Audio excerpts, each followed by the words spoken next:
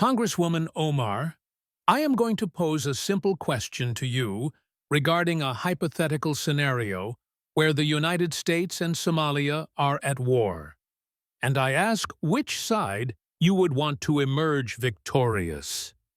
Speaker Mike Johnson's voice sliced through the atmosphere of the House Ethics Committee hearing room like a surgical scalpel, cold, measured, and entirely clinical. It was not the voice of a politician seeking a soundbite for cable news, but rather the voice of a constitutional lawyer who had spent 6 months constructing a trap and had just sprung it. A complete and suffocating silence descended upon the room. Representative Ilhan Omar sat at the witness table with her expensive defense attorney beside her, facing a stack of binders and folders arranged like a fortress in front of them.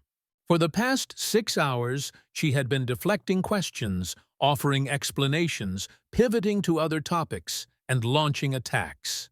She had characterized the proceedings as a witch hunt, a theatrical charade, and a squandering of taxpayer money.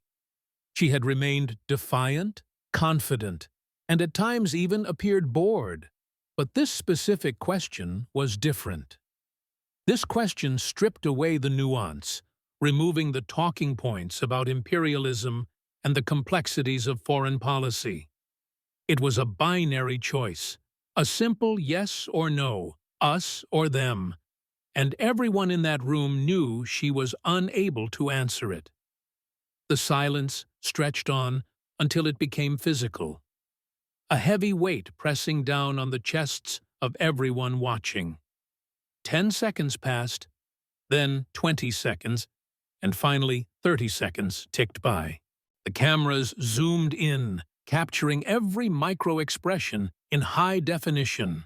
They recorded the way Omar's eyes darted frantically to her lawyer, pleading for an objection that would not come. They caught the way her knuckles turned white as she gripped the edge of the mahogany table. They saw the way she opened her mouth to speak and then closed it, realizing that any sound she made would be the wrong one. 40 seconds passed, then 50 seconds, until a full minute had elapsed. In the world of television, a minute of dead air is an eternity. It is a lifetime, and it is a confession. The hearing room was packed to capacity, with every single seat filled. The press gallery was overflowing with reporters sitting on the floor in the aisles. Other members of Congress, comprising both Republicans and Democrats, were standing in the back because there were simply no chairs left. Everyone had known this hearing would be significant, as Speaker Johnson rarely chaired committees himself unless the stakes were historic. However, nobody had expected this specific outcome, nor the quiet, methodical, and real-time destruction of a sitting congresswoman. Johnson sat at the head of the committee table, immobile. He did not gloat or smirk, and his hands were folded neatly on top of a thick black binder. Behind him on easels were poster boards covered with charts, timelines, and photographs that had been methodically unveiled over the last 6 hours. To his right sat the committee's chief counsel and a team of investigators. To his left were the other members of the Ethics Committee, all Republicans because the Democrats had boycotted the hearing, calling it a political hit job. That boycott was now looking like a catastrophic strategic error. The empty Democratic chairs did not make the hearing look illegitimate, but rather made it look judicial. Without the usual partisan shouting matches, interruptions, and grandstanding, the room felt less like a circus and more like a courtroom. It felt like a prosecution. Omar wore a bright turquoise hijab and a sharp dark blazer, having dressed for the cameras. She had dressed for the viral clip she assumed would come out of this, the moment she stood up to the white patriarch and spoke truth to power. She had survived worse attacks than this. She had been called a terrorist, accused of anti-Semitism, and threatened with death.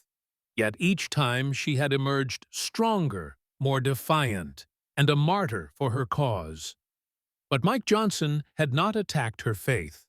He had not attacked her race, and he had not attacked her gender. He had simply laid out the receipts. Johnson finally broke the silence, though he did not raise his voice as he did not need to. "Let me rephrase the question to make it even simpler for you, Congresswoman," Johnson said softly. "You took an oath when you became a citizen of this country, standing in a federal building and raising your right hand to swear you would absolutely and entirely renounce and abjure all allegiance and fidelity to any foreign prince, potentate, state, or sovereignty." He leaned forward slightly, his eyes locking onto hers. "You swore allegiance only to the United States. Did you mean that oath when you took it? Or were you lying?" Omar's lawyer, David Brennan, a man whose billable hours could bankrupt a small town, leaned over and whispered urgently in her ear. His face was pale as she shook her head slightly, whispering back with her lips barely moving. The microphones picked up the sound of urgent murmuring, but not the words. Johnson waited, for he had all day and the evidence to wait forever if he had to.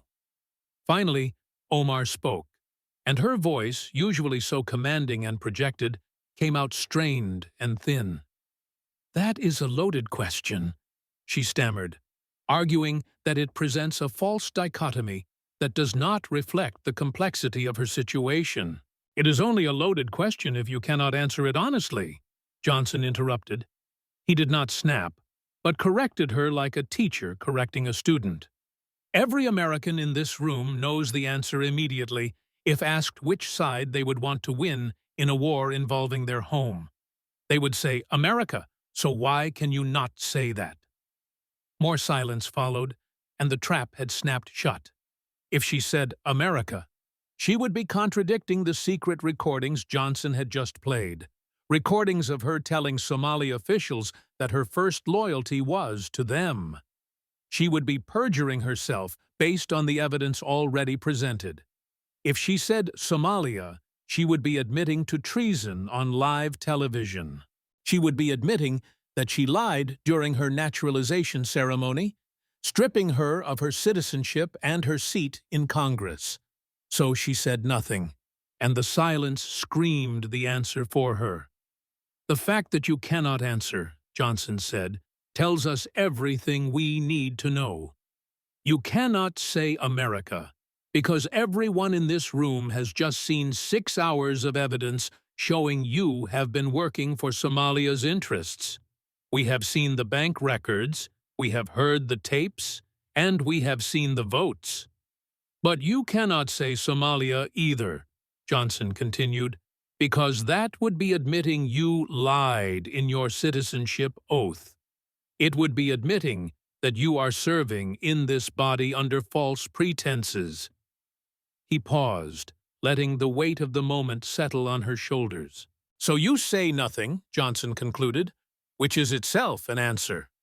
Omar stood up suddenly, her chair scraping violently against the floor as her composure cracked. "This is a witch hunt," she shouted, her voice shaking with genuine rage and panic. "This is Islamophobia disguised as oversight. You are persecuting me because I am a black Muslim woman who dares to speak truth to power, and you are trying to silence me." Johnson's expression did not change, and he did not blink. "Sit down, Congresswoman," he ordered. "I will not sit down," she yelled, claiming she represents her people. "This has nothing to do with your religion," Johnson said, his voice cutting through her shouting with icy precision. "And it has nothing to do with your race, for this has to do with your actions.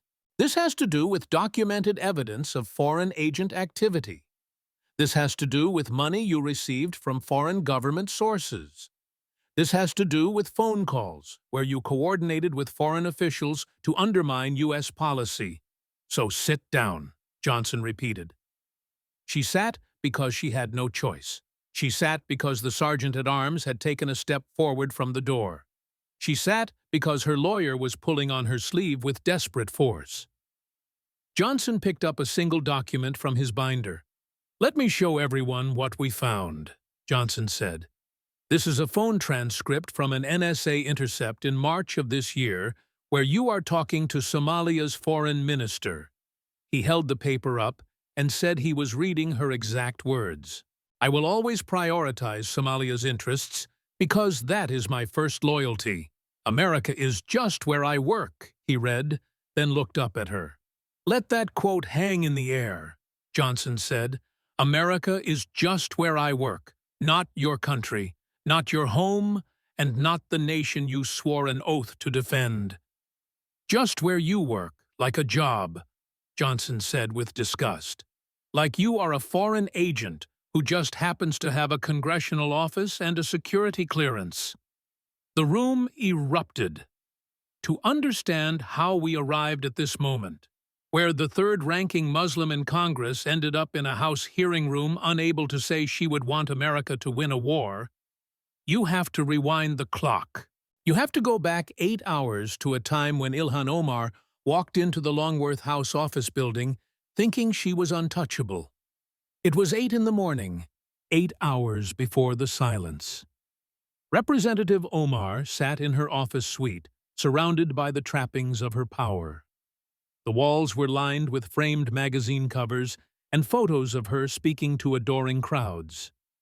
She was relaxed, scrolling through Twitter on her phone and sipping coffee. Across from her sat David Brennan, her high-priced attorney, and Marcus Osman, her chief of staff. "They have nothing," Omar said, chuckling as she read a tweet from a supporter. "Look at this. My base is already mobilized, calling it a racist show trial, and the hashtags are trending. We are going to raise $1 million off this hearing by noon." She looked up at Brennan.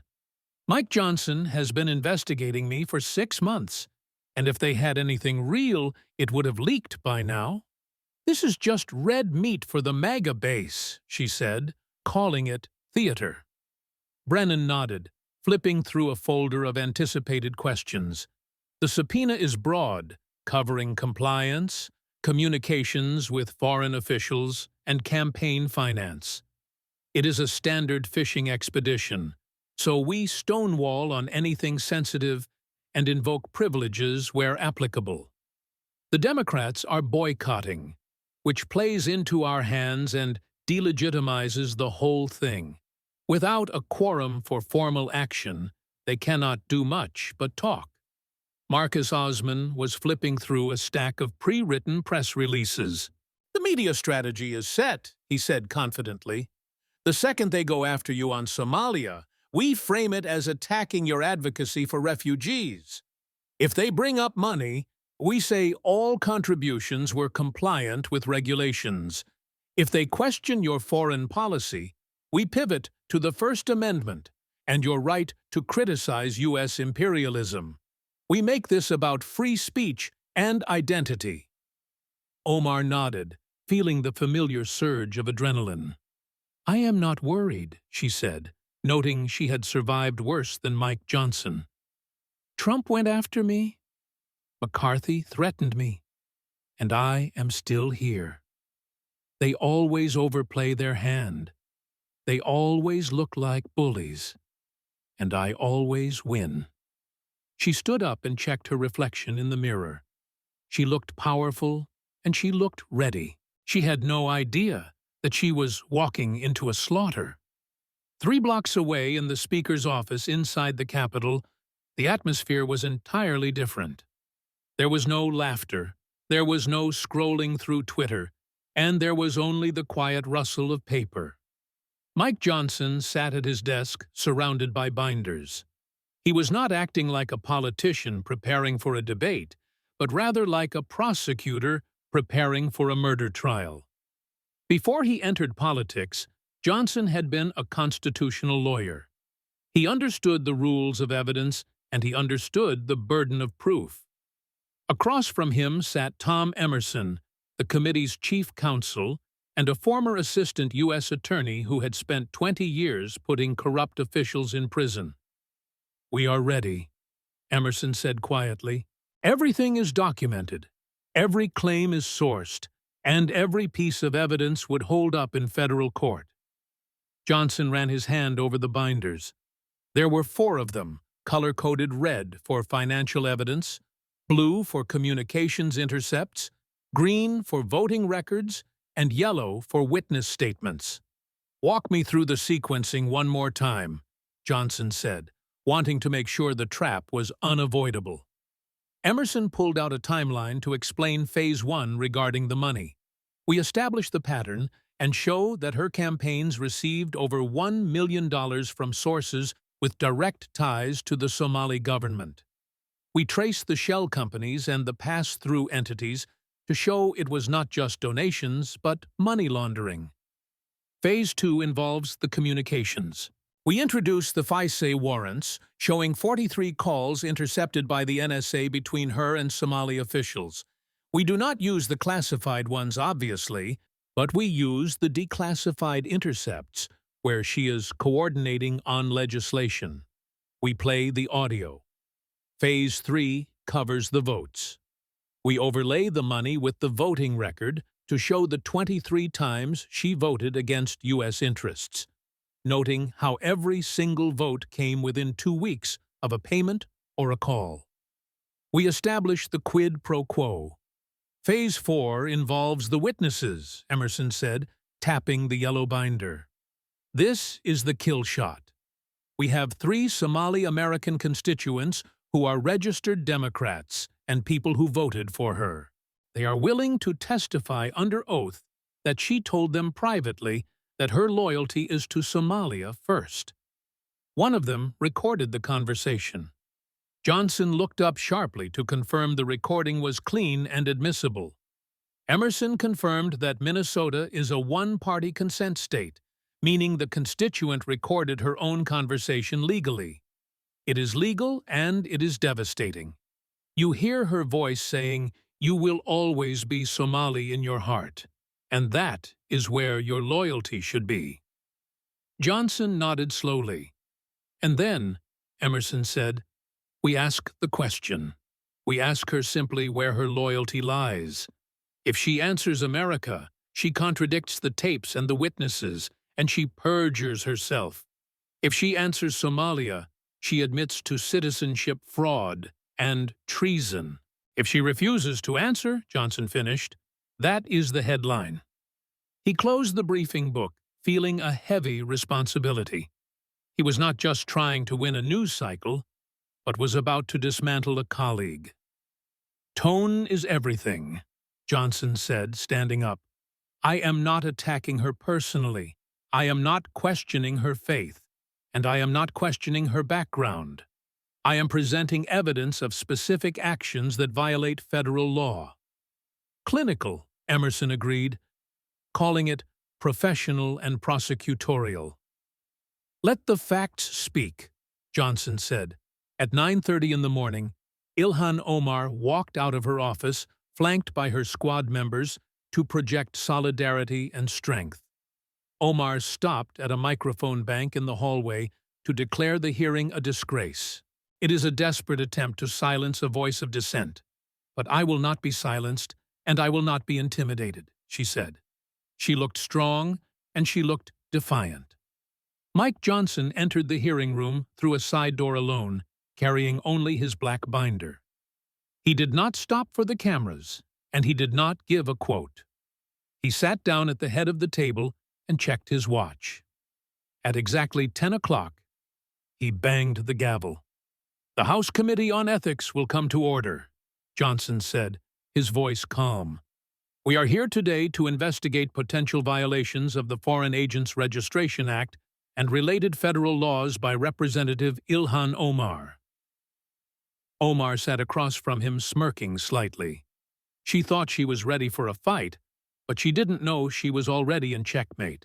Speaker Mike Johnson tapped the gavel against the wooden block, a singular sharp sound that cut through the murmurs in the hearing room. "Congresswoman Omar," Johnson said, his voice devoid of theatricality, "you have been subpoenaed to testify before this committee. You have the right to counsel, which I see you have exercised. You have the right to refuse to answer questions, though the committee may draw appropriate inferences from such refusal." He paused, looking over his reading glasses, and asked if she understood these rights. Omar nodded, her chin held high, and said she did. "Would you like to make an opening statement?" he asked. She stood up immediately, for this was the moment she had prepared for. This was the clip Marcus Osman had written for her. She smoothed her blazer and looked directly into the bank of television cameras, ignoring the Republican members of the committee entirely. "Yes, Mr. Speaker. Thank you, for I want to start by saying this hearing is a disgrace," Omar began, her voice projecting clearly to the back of the room. "It is political persecution disguised as oversight. I am being targeted because I am a black Muslim woman who speaks truth to power. Because I criticize U.S. foreign policy, because I stand with refugees and immigrants, and because I dare to ask why we spend billions on weapons instead of health care and education." She was hitting her stride now, and the fear she had felt earlier was masked by the adrenaline of performance. "I came to this country as a refugee fleeing war," she continued, her voice trembling with practiced emotion. "I lived in a camp. I came to America with nothing. I learned English, I became a citizen, and I worked hard. I served my community, and I was elected to Congress to represent my constituents. Everything I have done," she declared, gesturing broadly, "has been in service of my constituents. Helping Somali Americans navigate immigration issues, advocating for policies that help refugees, and speaking out against U.S. interventions that destabilize other countries. That isn't being a foreign agent. That is being a representative." In the gallery, her supporters strategically placed by her team began to applaud. It started as a smattering and grew to a roar. Johnson let it go on for exactly 4 seconds. Then he banged the gavel to demand order. He said he would not shout, but stated they would have order or he would clear the gallery. The room quieted. Omar stood for a moment longer, soaking in the energy before sitting down. She looked confident, feeling she had won the opening round. She had framed the narrative as them versus us, the bully versus the refugee. Johnson waited for the silence to return, adjusting his papers. "Thank you for that statement, Congresswoman," he said politely. "But now, let us look at the evidence." With those 6 words, the narrative Ilhan Omar had built began to disintegrate. Johnson pulled out the first set of documents from his red binder.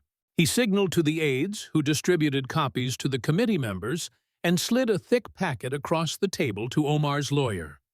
"Let us start with campaign finance," Johnson said. "Congresswoman, your campaigns and affiliated PACs have raised approximately $8.7 million since you first ran for Congress in 2018. Does that sound accurate?"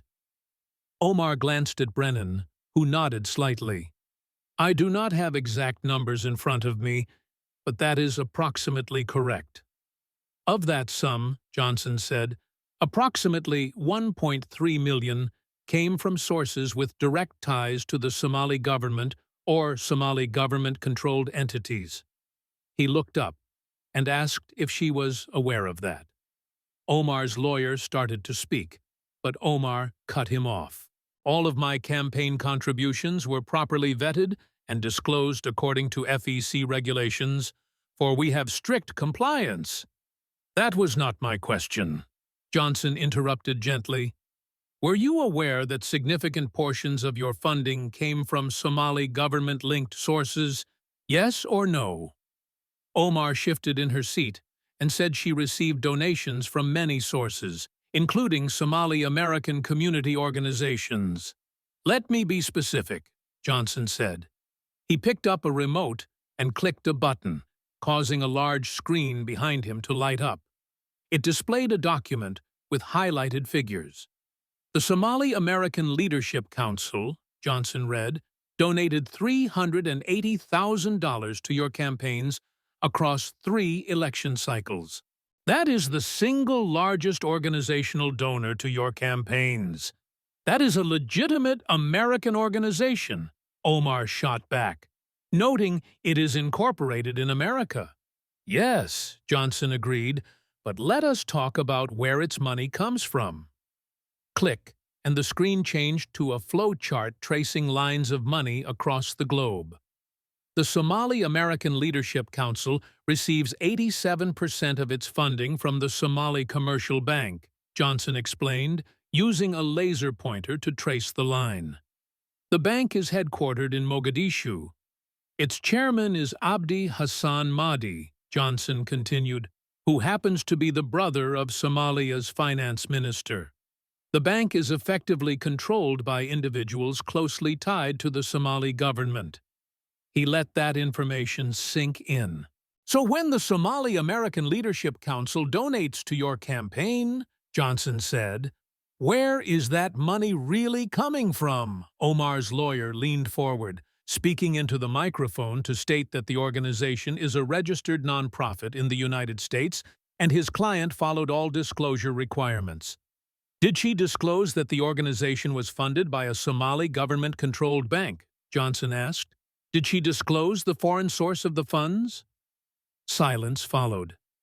Johnson pulled out another document to show them something else. This is from the Treasury Department's Financial Crimes Enforcement Network, Johnson revealed. They track money laundering, and they flagged the Somali American Leadership Council 2 years ago because of unusual money flows from Somalia. Large wire transfers from Mogadishu were timed to coincide exactly with U.S. election cycles. He showed the timeline on the screen. In June of 2020, $150,000 was wired from Mogadishu to the council. 2 weeks later, $75,000 was donated to your campaign. In October 2022, $100,000 came from Mogadishu, and 3 weeks later, $100,000 went to your campaign. The pattern repeats, Johnson said, through 2022 and through 2024. He looked at Omar. This is not a grassroots American organization supporting your campaign, Congresswoman. This is foreign money being laundered through a U.S. entity to fund your political career, and that is illegal. Omar tried to respond, her voice rising to say she had no knowledge of the internal funding sources of that organization.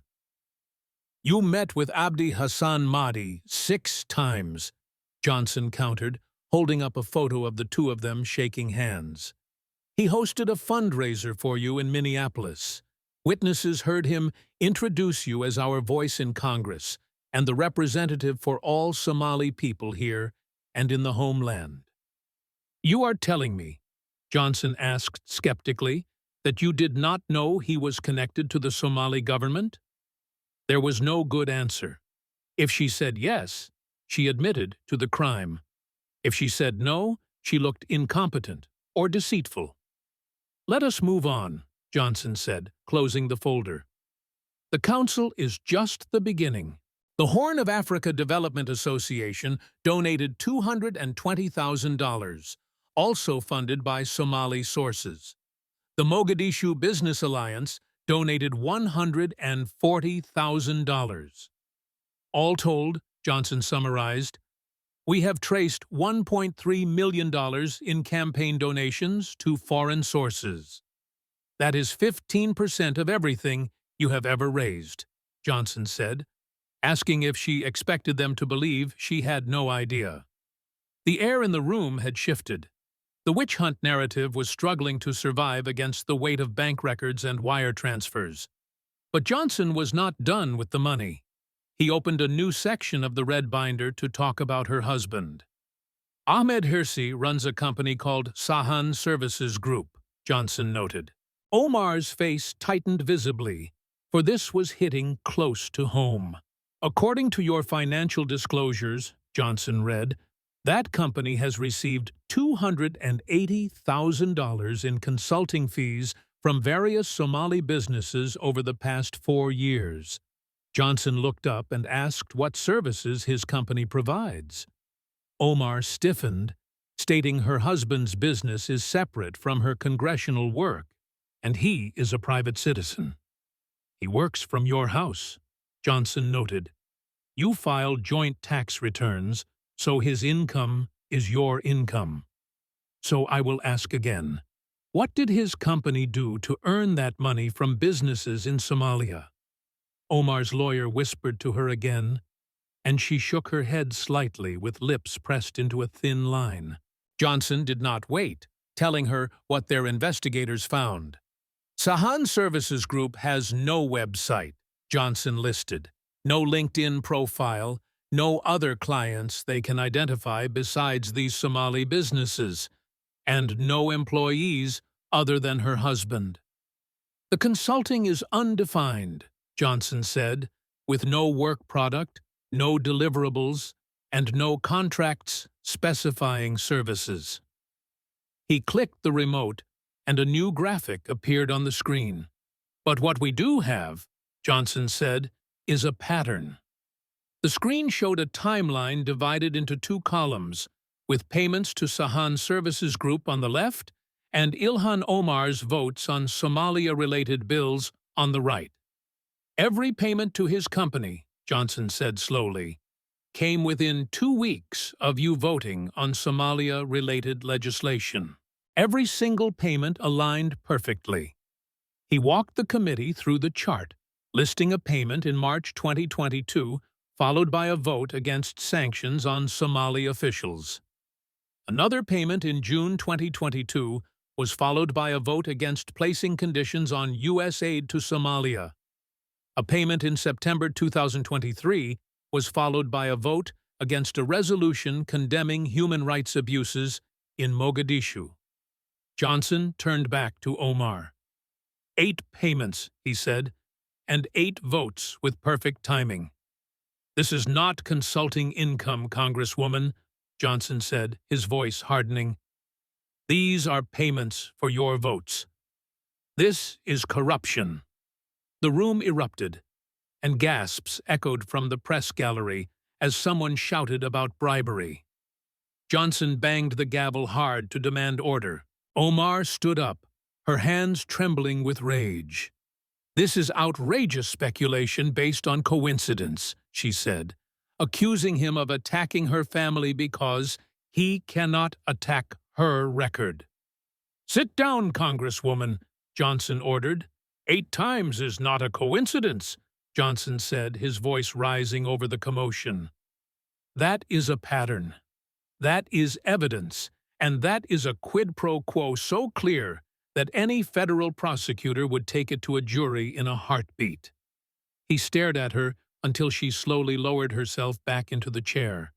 She looked trapped, and the defiance was gone, replaced by the cornered look of someone who realizes the walls are closing in. Johnson closed the red binder and moved it to the side of the table. Then he reached for the blue binder. We have talked about the money, Johnson said, his voice returning to that terrifyingly calm and clinical tone. Now, let us talk about the coordination and your communications with Somali government officials. How many times, Johnson asked while opening the blue folder, would you estimate you have spoken with members of Somalia's government since taking office in 2019? Omar looked wary, saying she does not keep account as she speaks to many people while helping constituents. The FBI has a count, Johnson interrupted. He looked at the page and stated she had documented contact with Somali government officials 127 times in the past 4 years. Phone calls, in-person meetings, and encrypted messages. 127 times, Johnson repeated. That is more contact than most State Department officials working on Somalia policy have with that government. He paused, acknowledging that most of those communications were probably routine. Helping a constituent with a visa issue or following up on a passport problem constitutes normal congressional work. But 43 of those communications were different. He pulled out a transcript marked Top Secret with the classification lines redacted. 43 times, Johnson said, you discussed U.S. policy towards Somalia. You discussed pending congressional votes. You discussed information from classified briefings, and you discussed strategic matters. And Johnson added, looking straight at her, we have the transcripts. The room was still reeling from the audio recording of Ilhan Omar sharing classified information with a foreign ambassador when Mike Johnson signaled the bailiff. We have heard the documents, Johnson said, his voice cutting through the tension. We have seen the bank records, and we have heard the intercepts. But now I want to hear from the people, he said, looking toward the side door. I call Amina Hassan to the witness table. The door opened, and a woman in her early 40s entered. She wore a simple gray hijab and a modest dress, clutching a handbag tightly with both hands, her knuckles pale. She did not look like a political operative, but rather like a neighbor or a mom. She took her seat at the witness table a few feet away from where Omar sat. Omar stared at her with narrowed eyes, trying to place the face. Ms. Hassan, Johnson said gently, thank you for being here, and please tell the committee about yourself. Amina leaned into the microphone, her voice quiet and accented but clear. My name is Amina Hassan. I am a U.S. citizen, and I came to America from Somalia in 1996 as a refugee when I was 16. I've lived in Minneapolis ever since, and I work as a pediatric nurse.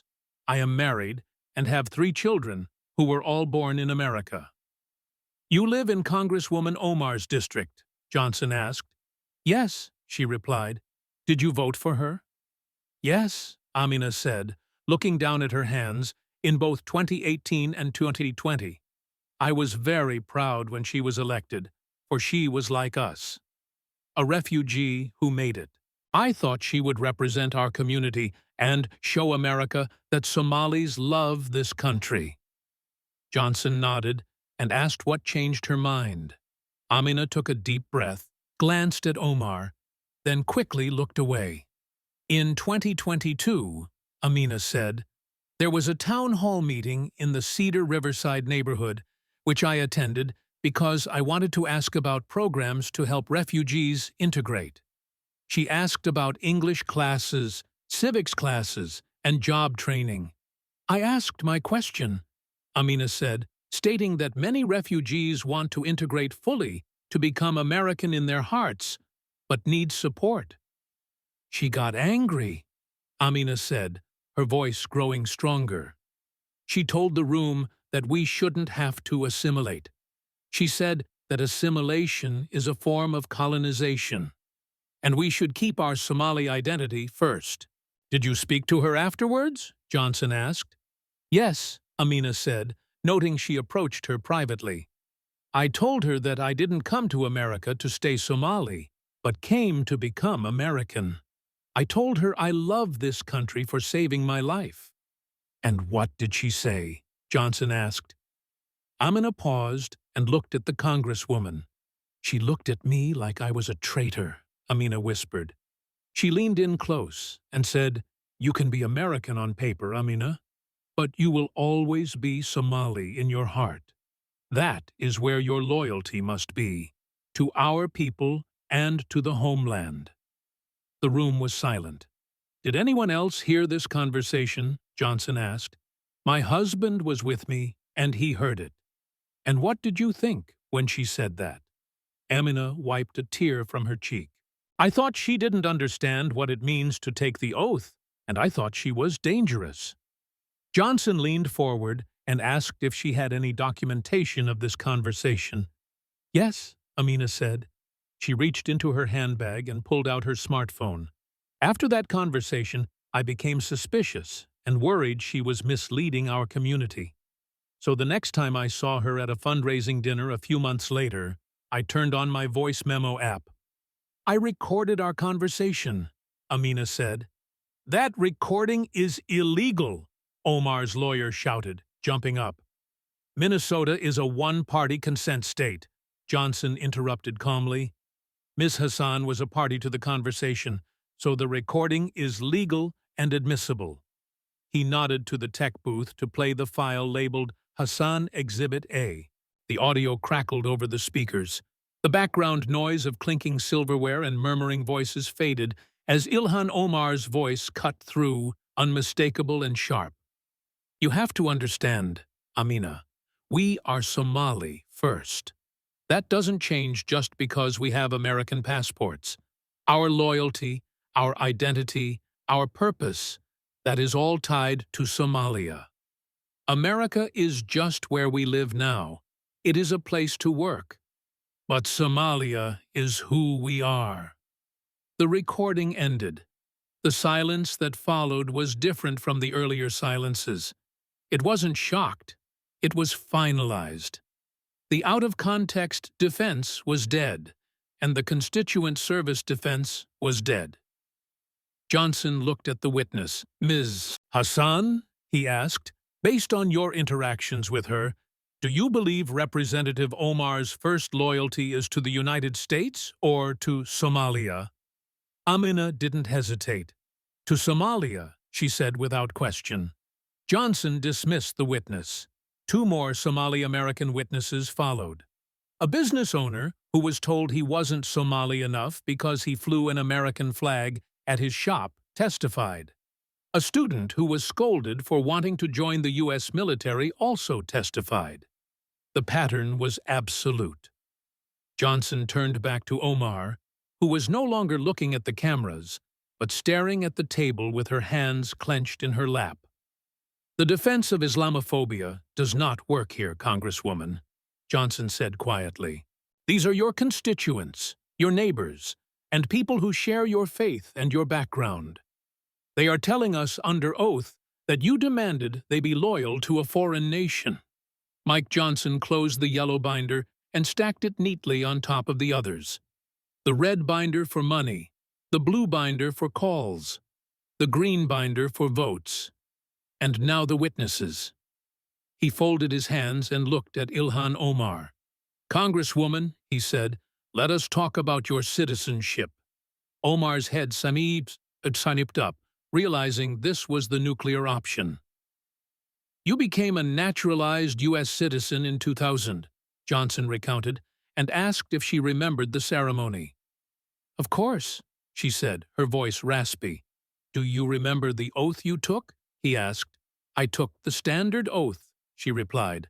Let me read it to you, Johnson said, just to make sure we all understand exactly what you swore before God and the federal government. He picked up a piece of parchment paper and read slowly, enunciating every syllable. I hereby declare on oath that I absolutely and entirely renounce and abjure all allegiance and fidelity to any foreign prince, potentate, state, or sovereignty of whom or which I have heretofore been a subject or citizen. He looked up. Absolutely and entirely renounce, Johnson repeated. You swore to give up all allegiance to Somalia. Did you mean that? Of course I meant it, she snapped. Then why, Johnson asked, pointing to the blue binder, did you tell the Somali foreign minister that your first loyalty is to Somalia? Why, he asked, pointing to the witness table, did you tell Amina Hassan that Somalia is who we are? Why, he asked, pointing to the screen, did you vote for Somalia's interests over America's interests 23 times in a row? Those statements are the exact opposite of the oath you took, Johnson said. He looked back at the parchment. The oath continues that I will support and defend the Constitution and laws of the United States of America against all enemies, foreign and domestic, and that I will bear true faith and allegiance to the same. True faith and allegiance, Johnson said. You shared classified U.S. military intelligence with a foreign government, Johnson reminded her. You warned them about our drone operations and told them to prepare. "That is not true faith and allegiance," Johnson said. "That is betrayal." He read the final line of the oath, stating, "I take this obligation freely, without any mental reservation or purpose of evasion." Johnson leaned forward, his voice dropping to a whisper that carried to every corner of the room. "Without any mental reservation. Did you take that oath freely, Congresswoman, or did you have a mental reservation? Did you think to yourself that you would say these words to get the passport, but didn't really mean them?" Omar's lawyer objected, shouting something about speculation, but Johnson bulldozed right over him. "Because, based on the evidence we have seen today," Johnson said, "based on the money, the phone calls, the coordination, the votes, and your own voice on tape, it appears you never actually renounced your allegiance to Somalia. You took the oath, you got the citizenship, you ran for Congress, and you have been serving the Somali government the entire time. That is citizenship fraud, Congresswoman," Johnson declared. "That is grounds for revoking your citizenship, that is grounds for denaturalization, and that is grounds for deportation." And he added, "It is grounds for removing you from the House of Representatives." Omar looked terrified for the first time. She wasn't thinking about her next tweet. She was thinking about prison and losing her country. Johnson picked up a final sheet of paper. "Based on the findings of this committee," he announced formally, "we are making the following immediate referrals. First, to the Department of Justice for prosecution under the Foreign Agents Registration Act, Campaign Finance Laws, and the Espionage Act regarding the mishandling of classified information. Second, to the Office of the Director of National Intelligence for the immediate and permanent revocation of your security clearance. Third, to U.S. Citizenship and Immigration Services to open an investigation into potential fraud in your naturalization application. Fourth, to the House of Representatives for a vote on expulsion." Each referral hit like a hammer blow. "Representative Omar," Johnson said, looking her in the eye, "you are hereby suspended from all committee assignments pending the outcome of these investigations. Your security clearance is revoked, effective immediately, and you are prohibited from entering the SCIF. This committee recommends that the full House vote on your expulsion within 30 days. Omar found her voice, which was thin, shaking, and barely audible. "You cannot do this," she said. "I just did," Johnson replied. He closed the binder, and the sound echoed in the silent room. "And now," Johnson said, "we return to where we started, with the simple question. You have sat here for 7 hours. You have seen the money. You have heard the tapes, and you have heard the witnesses. So I will ask you one last time. If the United States and Somalia went to war, hypothetically, which side would you want to win?" The room held its breath. It was no longer a trick. It was the final test. Omar looked at the camera, she looked at Johnson, and she looked at her lawyer. She opened her mouth and closed it. She couldn't say America, because the evidence proved it was a lie. She couldn't say Somalia, because it was a confession of treason. So she sat in silence, and, in that silence, Ilhan Omar's career ended. "The witness refuses to answer," Johnson noted for the record. "This hearing is adjourned," he said, banging the gavel as he walked out, leaving her sitting alone at the table. The cameras kept rolling. They captured a woman who had come to America with nothing, achieved everything, and thrown it all away because she couldn't decide which country was home. The bang of the gavel signaled the end of the hearing, but for Ilhan Omar, it signaled the end of everything she had built. Speaker Mike Johnson did not linger and did not do a victory lap. He simply gathered his binders and walked out the side door with his staff. He looked like a lawyer leaving a courthouse after a successful closing argument, grim, professional, and entirely finished with the defendant. Omar remained seated at the witness table for a long moment. She didn't move because she couldn't. The physical weight of the last 7 hours seemed to pin her to the chair. Her lawyer was already packing up his briefcase, his movements jerky and agitated. He was not whispering anymore, and he was avoiding eye contact. He knew a losing cause when he saw one, and was already calculating how to distance his firm from the coming radioactive fallout. In the gallery, the supporters who had cheered so loudly at the beginning were now quiet. They had come expecting a protest, but they had witnessed an autopsy. They had heard the recordings and seen the bank transfers. It is hard to chant slogans when you have just heard your hero tell a foreign official that America is just a workspace. Omar finally stood up, her legs feeling heavy.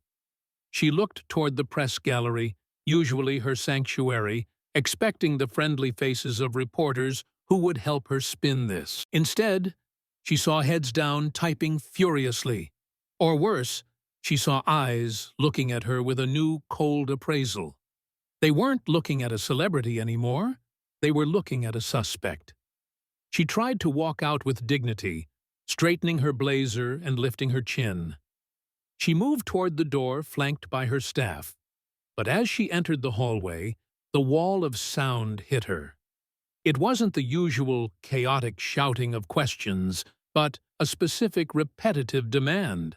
"Congresswoman, will you resign?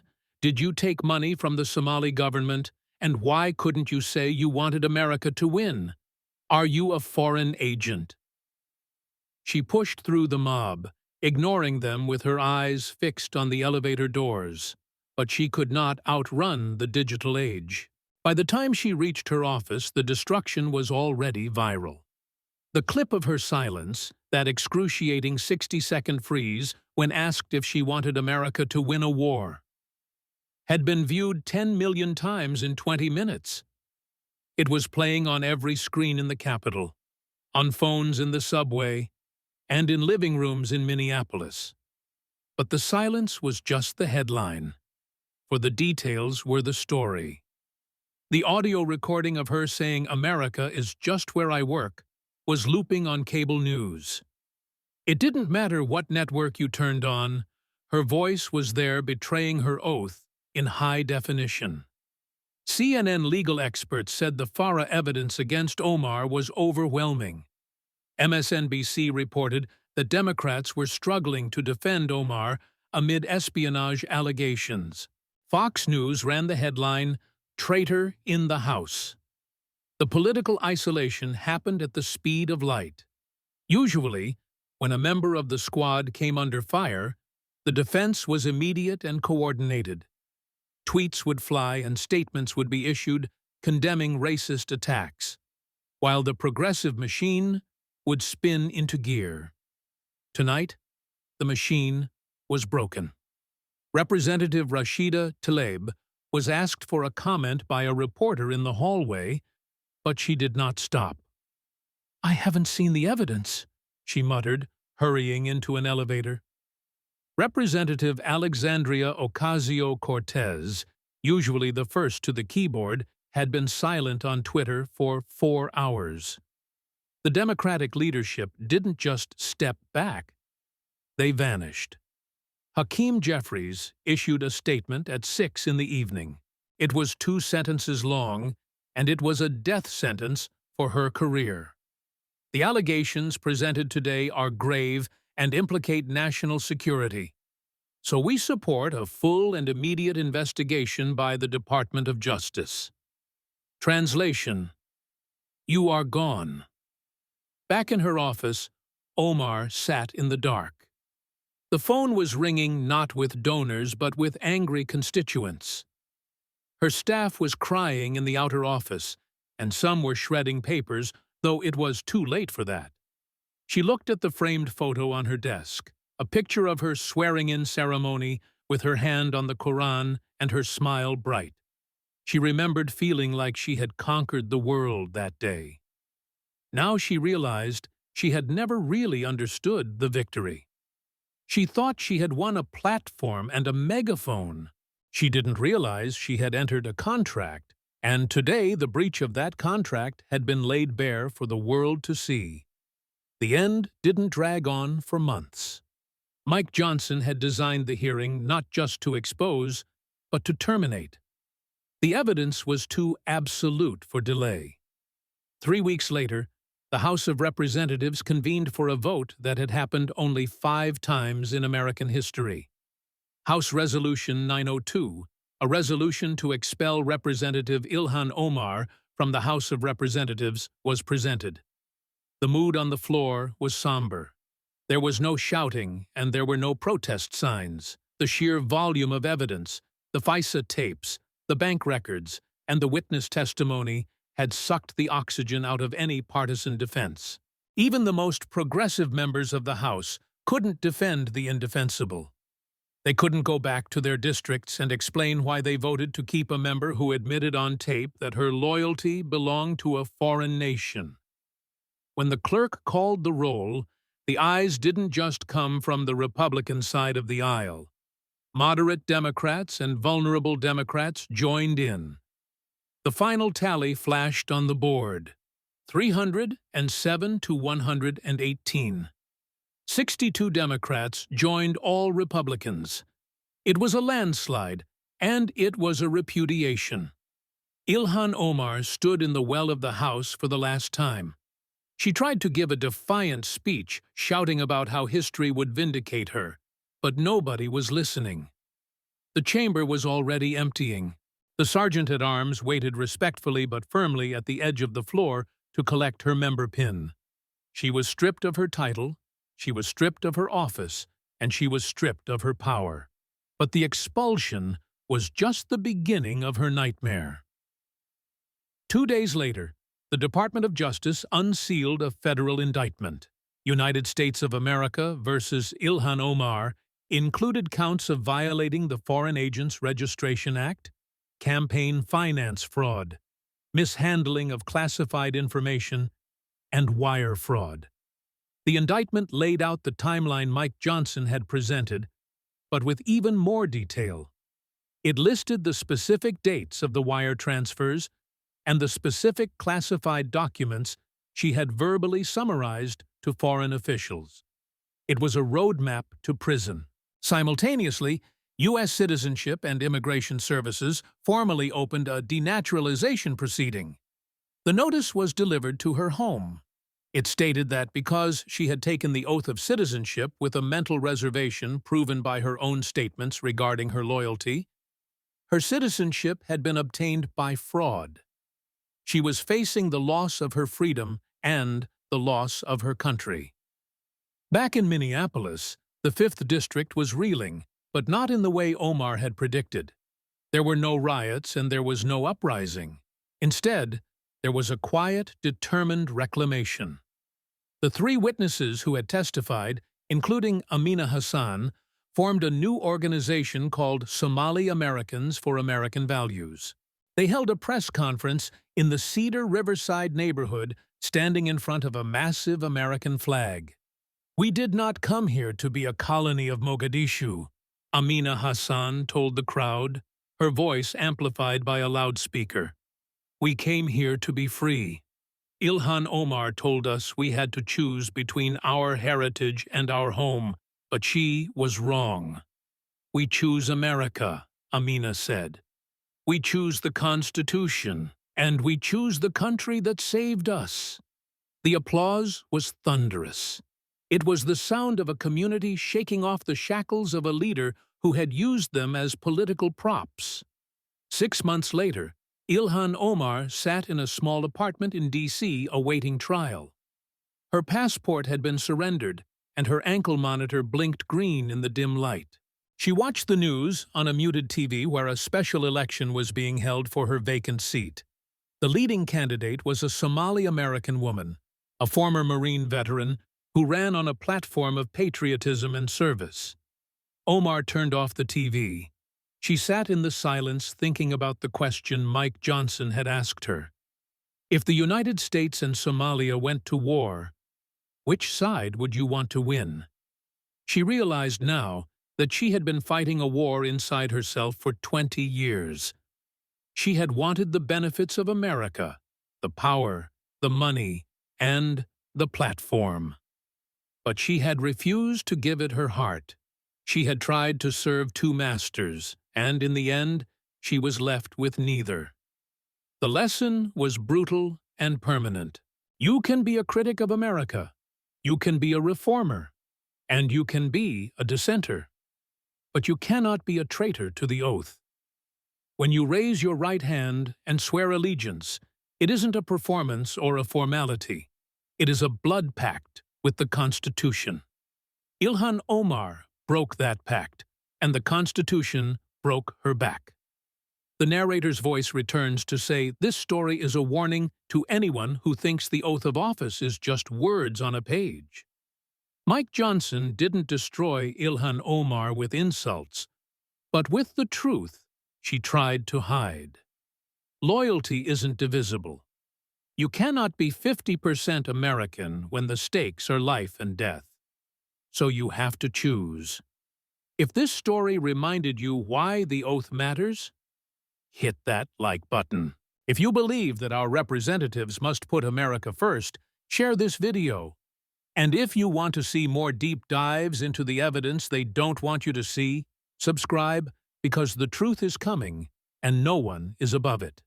In Minneapolis, the Cedar Riverside neighborhood felt different that evening. There were no riots, no burning tires in the streets, and no angry mob marching on the federal building.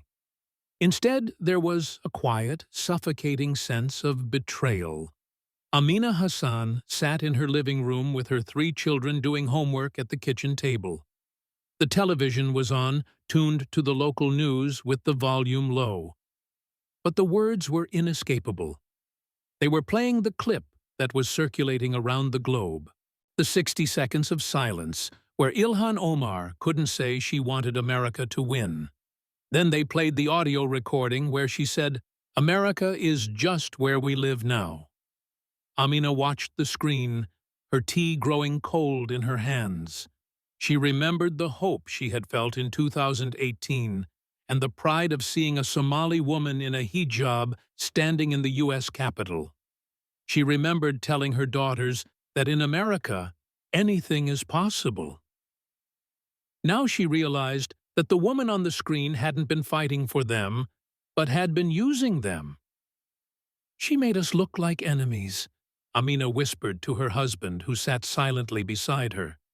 "She made us look like we don't belong here. She told the world that we are lying when we say we love this country." That was the true damage of Ilhan Omar's legacy. It wasn't just the money or the classified leaks.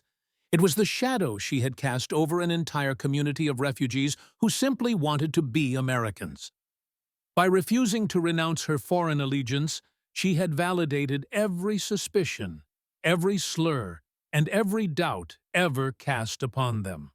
Across the neighborhood, in the halal markets and the community centers, the mood was the same. Men who had driven taxis for 20 years to put their kids through college shook their heads in disgust. Women who had started small businesses stared at the floor. They had escaped warlords, they had escaped corruption, and they had come to Minnesota for the rule of law. Now their representative was facing federal indictment for bringing the corruption of the old country into the halls of the new one. 300 miles away, Speaker Mike Johnson sat in his office in the Capitol. The hearing room was empty, the cameras were gone, and the halls were quiet. His communications director walked in, looking energized. "Mr. Speaker, the numbers are incredible," the aide said, holding up a tablet. "The clip has 50 million views, and donations to the NRCC are up 200% in 4 hours. Every cable network wants you for the morning shows because you destroyed her." Johnson didn't smile or look up from his desk, where he was methodically organizing the binders into a storage box. "We didn't destroy her," Johnson said quietly. "She destroyed herself. All we did was turn on the lights." But, sir, the aide pressed, this is a massive political win, so we need to capitalize. We should do a press conference on the steps tomorrow to spike the football. Johnson stopped and looked at the aide with a stern, teacher-like expression. No, Johnson said, there will be no spiking of the football. This isn't a game. A member of the United States Congress was just exposed as a foreign agent, which is a tragedy for the country. It means our vetting failed, our security clearance process failed, and a district in Minnesota was lied to for 6 years. He closed the box and taped it shut. We did our duty, and we upheld the Constitution. And that is enough. Go home, he said. The aide nodded, chastened, and left the room. Johnson sat alone for a moment and thought about the oath. I will support and defend the Constitution of the United States against all enemies, foreign and domestic. He had said those words, and Ilhan Omar had said those words. The difference was he feared the consequences of breaking them, while she evidently did not. His phone buzzed on the desk with a text message from the chairman of the House Oversight Committee. The referral is ready for the next one. Different name but same pattern, and the evidence looks solid. Johnson stared at the phone. There was no joy in it, just the heavy realization that the rot went deeper than one person. The filing cabinet of corruption was deep, and they were only on the first drawer. He sighed, picked up his pen, and texted back instructions to bring the binders to his office at 8. He turned off the lamp, knowing the work would continue tomorrow. 3 weeks later, the House of Representatives convened for the final act. The resolution to expel Representative Ilhan Omar was brought to the floor. The debate was surprisingly short, as the usual defenders of the squad were absent or muted. It is hard to defend a colleague who is facing a federal indictment for espionage and foreign agent registration violations. When the roll was called, the result was a landslide. 307 to 118. 62 Democrats crossed the aisle to vote for expulsion. They did it to save their own careers, certainly, but some did it because they had heard the tapes. They had heard the contempt in her voice for the country they served. Ilhan Omar stood in the well of the House stripped of her committees, stripped of her security clearance, and now stripped of her seat. She tried to look defiant, but she looked diminished. The sergeant-at-arms approached her respectfully but firmly. "Madame," he said, "I must ask for your pin." Slowly, with shaking hands, she unfastened the Member of Congress pin from her lapel. It was the pin that gave her access to the floor, to the cloakroom, and to power. She placed it in his hand and walked out of the chamber a private citizen. But the American justice system was just getting started. 2 days later, the Department of Justice unsealed the indictment. United States versus Ilhan Omar contained 7 counts including violations of FARA, wire fraud, and mishandling national defense information. Simultaneously, U.S. Citizenship and Immigration Services formally initiated denaturalization proceedings. The logic was legally airtight. Because she had sworn an oath of allegiance to the U.S. while secretly maintaining allegiance to Somalia, as proven by her own statements, her citizenship had been obtained through fraud. She was facing prison followed by deportation. Back in Minneapolis, the special election to replace her was held 3 months later. The winner wasn't a hand-picked successor from Omar's political machine. It was Amina Hassan, the nurse who had testified against her. Amina hadn't wanted to run, but the community had drafted her. They wanted someone who represented the true immigrant story, the story of gratitude, integration, and patriotism. In her victory speech, Amina stood in front of an American flag. "We are not here to change America," Amina told the cheering crowd. "We are here because America changed us. We are here to serve the country that saved our lives. Never again will we let someone use our identity to divide us from our neighbors. The district healed, the rhetoric cooled, and the reputation of the Somali American community began to be restored by a new generation of leaders who understood what the oath meant. 6 months later, Ilhan Omar sat in a federal holding facility in Virginia, awaiting the start of her trial. Her passport was gone, her Twitter account was silent, and the cameras had moved on to the next scandal. She had time to think now. She thought about the interview Mike Johnson had referenced and the moment of silence. If the United States and Somalia went to war, which side would you want to win? She realized too late that she had tried to be a citizen of the world, and in doing so had become a citizen of nowhere. She had tried to leverage the power of the United States to serve the interests of Somalia, and the Constitution had crushed her for it. The lesson was brutal, permanent, and etched into the history books. You can be a critic, you can be a reformer, and you can be a radical. But you cannot be a traitor to the oath. When you raise your right hand and swear allegiance, it is a blood pact. It demands your soul, and it demands your total loyalty. Ilhan Omar held something back, keeping a piece of her loyalty for herself, for her ego, and for a foreign power. In the end, it cost her everything. The narrator's voice returns to say this story is a warning to every elected official who forgets who they work for. Mike Johnson didn't destroy Ilhan Omar with insults or political ads. He destroyed her with the truth she spoke when she thought no one was listening. Loyalty is not divisible. You cannot be 50% American when the stakes are high, for you have to choose. Ilhan Omar chose Somalia, and America showed her the door. If this story reminded you why the oath of office is sacred, hit that like button. If you believe that our representatives must put America first always, share this video. And if you want to see more deep dives into the evidence they don't want you to see involving the other binders in Mike Johnson's office, subscribe, because the truth is coming. The filing cabinet is full, and no one is above the oath.